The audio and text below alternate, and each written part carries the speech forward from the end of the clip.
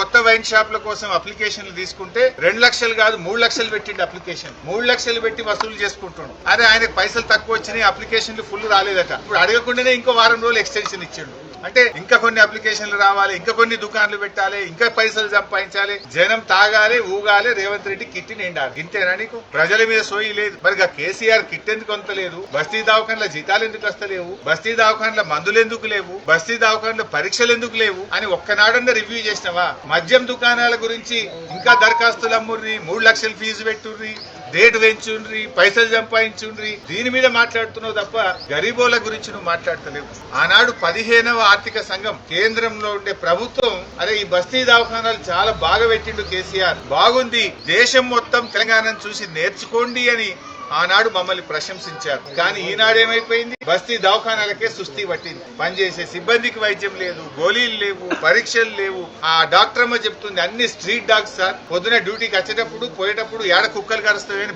భయంగా వస్తున్నాము అని చెప్పి ఆ డాక్టర్ అమ్మ చెప్తున్నటువంటి పరిస్థితి. అంటే జిహెచ్ఎంసీ అసలు పనితీరు బాగలేదు. చివరికి బస్తీ దవాఖానా పరిస్థితి ఏంటంటే దానికి మీటర్ కూడా లేదు, బయట కొండేసి దవాఖానలో కరెంట్ నడుస్తుంది. పోయి ఆడ పోయి బీపీ మీటర్ చూస్తే ఆ బీపీ మీటర్ కూడా అందులో బ్యాటరీలు అయిపోయినాయట. బీపీ చెక్ చేసే మిషన్ లో బ్యాటరీలు అయిపోయినాయి. బ్యాటరీ అయిపోతే మాకు ఇక బ్యాటరీలు కొనడానికి పైసలు వస్తలేవు సార్, అయితే కరెంట్ ఉంటే చూస్తున్నాం, లేకపోతే బ్యాటరీ లేకపోతే పక్కకు పెడుతున్నాము అన్నారు.